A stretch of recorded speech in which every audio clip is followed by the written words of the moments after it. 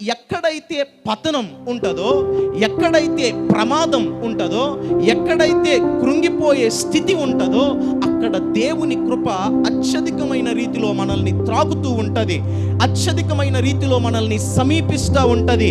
ఎరుకో పట్టణం ప్రమాదంలో ఉంది కాబట్టి ఆ పట్టణంలో కూడా దేవుని కృప కనుపరచబడతా ఉంది. దేవుని కృప కనుపరచబడతా ఉంది అనడానికి నిదర్శనం ఏంటంటే, రాహాబు నొద్దకు దేవుని యొక్క మనుషులు వెళ్ళడం అనేది జరిగింది.